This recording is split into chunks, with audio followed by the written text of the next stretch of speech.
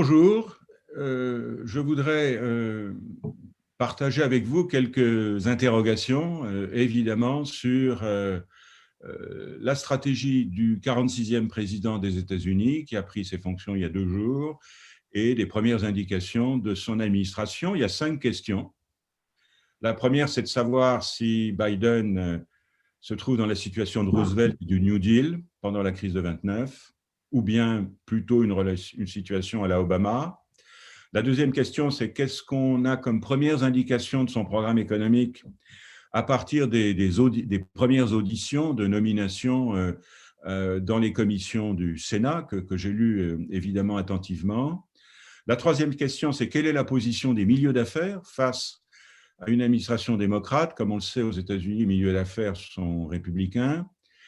Quatrième question, l'accord de Paris, oui, mais enfin, est-ce que le climat ne deviendra pas, vu de Washington, une sorte d'arme économique? Et puis la dernière question, c'est de savoir si les premières indications, là aussi, de politique étrangère ont un impact, en particulier pour l'activité des investisseurs institutionnels. Alors, situation à la Roosevelt ou à la Obama, il est clair que le niveau de responsabilité du nouveau président américain face à une crise absolument inédite est du même niveau que celle de Roosevelt à partir de 1939. Mais il y a une différence essentielle, c'est que Roosevelt avait du temps. Au bout de sa 6e année en 1938, le taux de chômage aux États-Unis était encore de 11%. Biden n'a pas le temps.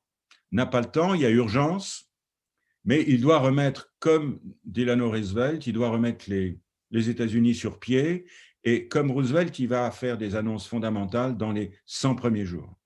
Et il devra combiner des mesures d'urgence et des réformes de structure, et il va lier la politique extérieure aux besoins des classes moyennes.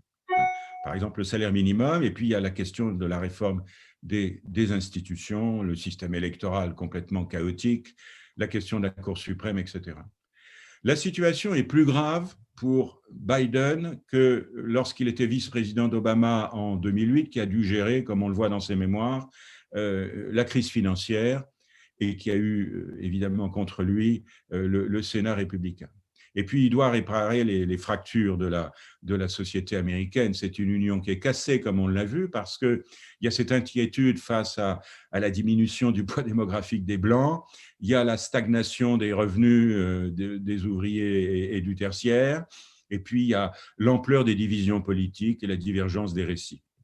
Et puis il y a l'impatience de l'électorat. Donc Biden, ce ne sera pas un 3e mandat. Obama, il en fut le vice-président. Il a donc une longue expérience. Il a une équipe remarquablement soudée. Le Congrès est moins défavorable. Et puis, il y a eu ce putsch raté, heureusement, du 6 janvier. Les institutions ont résisté. Les républicains sont divisés maintenant en 2 camps, et donc ça donne une chance pour les démocrates de gagner les élections de midterm en 2022, ce qui lui facilitera la tâche. D'ailleurs, on voit mal les républicains aujourd'hui faire campagne en 2022 en se référant à Donald Trump, qui à ce moment-là sera au milieu de déboires judiciaires et financiers. Donc Biden aura d'abord un premier demi-mandat de centre-droit, et puis ensuite il se tournera vers l'aile gauche, qui fonctionne un peu comme les frondeurs que l'on a connus en France. Le point central de la stratégie de Biden, c'est que l'agenda intérieur est sa priorité absolue. Et la politique extérieure doit servir d'abord la politique intérieure. Dans la note écrite qui accompagne cette visioconférence, je fais référence à un texte extrêmement intéressant, Foreign Policy for the Middle Class, dont l'un des signataires est Jack Sullivan, qui est aujourd'hui le patron du Conseil national de sécurité. Deuxième question, quel est l'état des lieux et quels sont les premiers éléments de programme? Eh bien, on a une baisse du PIB en 2022 de 6 à 10% selon les trimestres, et un chômage qui est homothétique entre 6 et 10%. Donc, le plan de relance d'Obama, c'était un peu moins de 800 milliards de dollars. Le premier plan de relance de Biden, c'est 1 900 milliards de dollars. J'ai regardé l'audition de Janet Yellen, qui est la nouvelle secrétaire d'État au Trésor, comme vous le savez bien, dans le domaine des investisseurs institutionnels. Elle fut longtemps la patronne de la Réserve fédérale.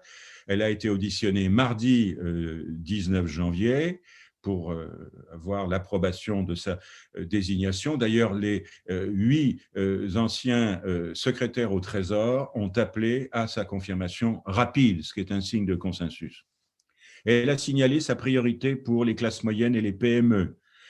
Le plan d'aide, il est équivalent à 10% du PIB. Il se décompose, comme vous le savez, en aide directe aux ménages, aux collectivités locales, un plan anti-Covid, 70 milliards pour la vaccination, 400 milliards de dollars pour la santé publique, les universités, les écoles, le doublement du salaire minimum à 15 dollars de l'heure. C'est un plan de relance qui concerne aussi l'immobilier locatif et commercial, notamment la ville de New York qui est complètement fracassée. Janet Yellen s'est engagée contre Trump auparavant à maintenir un dollar fort et à augmenter les impôts, mais pas maintenant. Ça augmentera à 28% au lieu de 21%. Il y aura une taxe au-delà de 400 000 $ de revenus, et puis une hausse sur les prélèvements étrangers de 10 à 20%, ce qui va compliquer le projet de taxe GAFA par l'Union européenne. Et puis, il y a un plan de relance des investissements. Biden avait déjà parlé de son slogan « Build Back Better ». Quelles sont les relations avec les milieux d'affaires ?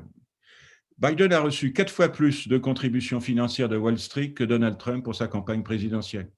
Et une fois n'est pas coutume, les milieux d'affaires, notamment la Business Roundtable, dont le patron Macmillan est également PDG de Walmart, ou la Chambre de commerce, proche des républicains, se sont déclarés favorables et prêts à accompagner Biden dans cet effort de relance.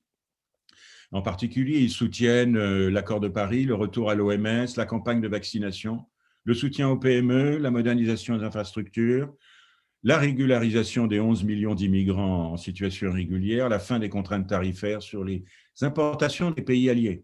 Mais ils s'inquiètent évidemment de la remise en cause de la politique fiscale de Trump, et puis ils voudraient un peu moins de projets de règles, et ils critiquent évidemment le doublement du salaire minimum. Là où il faut s'attendre à des changements en matière de régulation, c'est évidemment sur les big tech qui sont les grands gagnants du mandat Trump et notamment de la crise de 2020. La période Reagan-Thatcher de dérégulation est définitivement terminée et l'enjeu là, évidemment, c'est d'établir la responsabilité des plateformes numériques sur les contenus, comme dans les médias traditionnels. Quatrième point, est-ce que l'environnement sera une nouvelle arme américaine ? Eh bien, Biden rentre dans l'accord de Paris, mais il va le faire respecter. D'abord, c'est complètement sous-estimé de ce côté-ci de l'Atlantique. L'économie américaine est bien armée pour respecter l'accord de Paris. La technologie des voitures électriques avec Tesla ou Nikola, une dynamique de marché qui fait qu'on passe du charbon au gaz. Le charbon, ça n'est plus que 20% du mix énergétique, contre 50% il y a quelques années. Les renouvelables, il y a 3 fois plus d'éolien qu'il y a 10 ans, 5 fois plus de solaire qu'il y a 5 ans. Le plan neutralité carbone 2035 de 2 000 milliards de dollars, à ce stade, n'est pas financé. Mais on est loin des pics d'émissions. Bon, le marché, en fait, s'adapte à ces contraintes de réchauffement climatique. Et Biden va utiliser l'accord de Paris comme une arme, notamment pour éviter les délocalisations polluantes et pour obliger la Chine à respecter ses propres engagements. Alors, je signale à nos partenaires de Jacques Coeur que l'effort annoncé va profiter au secteur de l'éolien, notamment à Vestas, ou bien encore au leader mondial du câble, qui est l'italien Prysmian. Mais d'autres firmes, Linde, ITM Power, Nel, sont très bien placées. De même dans le bâtiment, le groupe irlandais Kingspan, très implanté aux États-Unis, ou bien sûr Saint-Gobain, très présent aux États-Unis. Donc, l'accord de Paris a une dimension économique tout à fait essentielle pour les acteurs du secteur des énergies renouvelables. Dernier point, très rapidement, quelques indications sur la politique étrangère. Alors, l'audition de Tony Blinken à la Commission des affaires étrangères du Sénat. Je rappelle qu'il est né en France. J'avais d'ailleurs la chance de le rencontrer il y a plusieurs années. Il a été conseiller diplomatique de Joe Biden. il a surpris tout le monde, notamment les républicains du Sénat, en disant qu'il approuvait un certain nombre de mesures décidées par Trump, le déplacement de la capitale à Jérusalem et de l'ambassade américaine, le rapprochement israélo-arabe, l'ouverture vers la Corée du Nord et la fermeté vis-à-vis de la Chine, qui est décrit comme le défi le plus significatif. Donc, continuité en réalité de la politique étrangère, mais avec une tonalité différente, fermeté, sans indulgence ni provocation. On négociera avec la Chine en position de force, on va convoquer les alliés. On va sans doute remettre en cause dans les milieux, moi j'attends ça, dans les milieux de recherche aux États-Unis, l'idée que l'envol de la Chine est absolument irréversible. On va sans doute lire beaucoup plus de choses dans les mois qui viennent sur les faiblesses du système chinois. Même attitude à l'égard de la Russie, avec quand même une possibilité d'accord sur les armements stratégiques. Une coalition des démocraties, et avec les Européens, il y aura un certain nombre de tests, la question des GAFA, la question de la régulation, le dossier agricole, l'automobile, Airbus, Boeing. Donc, il faudra trouver un compromis du côté européen, mais ça fera l'objet d'une autre vidéoconférence, d'une autre note, entre l'autonomie stratégique et le lien transatlantique. Je conclus en 2 phrases, en 2 mots même. Le grand mérite de Biden, c'est d'avoir empêché un second mandat de Trump, qui aurait complètement détruit à la fois la cohésion du monde occidental et la démocratie américaine. Et connaissant assez bien les États-Unis, je pense que c'est une nation qui a besoin de grands défis, au fond, pour se relever, défis chinois à l'extérieur, défis sanitaires et économiques à l'intérieur. Donc, les conditions sont réunies pour une reprise. Donc, je suis modérément optimiste pour la suite du mandat du 46e président des États-Unis. Je vous remercie de votre attention et mes propos un peu plus détaillés font l'objet d'une note de 4 pages qui sera diffusée bientôt par la compagnie financière Jacques Coeur.